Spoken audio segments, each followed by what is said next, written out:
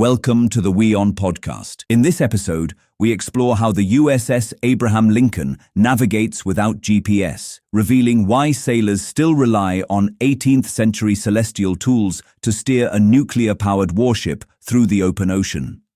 Preparing for a potential loss of satellite navigation, the Navy maintains a complete backup system that operates entirely independent of digital networks. But in a near-peer conflict, those satellites are the very first targets for anti-satellite missiles. If an adversary successfully blinds the digital grid, the navigation screens on the bridge of the USS Abraham Lincoln instantly go dark. To prevent a 100,000-ton carrier from sailing blind, the Navy revived a lost art. Aboard the high-tech Lincoln, secured in a polished wooden box on the bridge, sits a traditional brass sextant.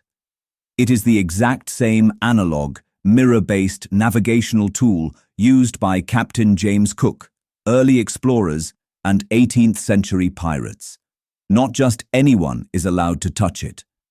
The ship's quartermasters are specially trained navigators responsible for this archaic art.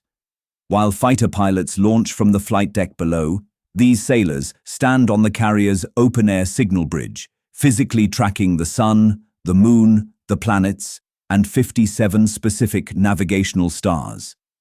Celestial navigation requires three things: the horizon, a celestial body, and the exact time.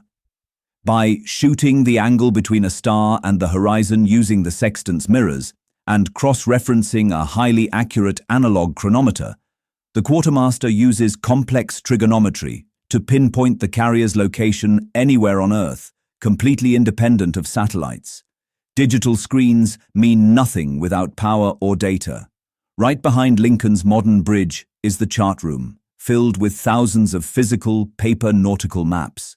Pencils, protractors, and mechanical dividers remain the ultimate failsafe against electronic warfare, allowing the crew to physically draw their route across the globe.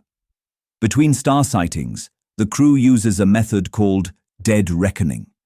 By taking their last known celestial position and calculating the ship's current speed and heading, they manually draw their projected path on the paper charts, constantly updating it as ocean currents push the massive steel hull.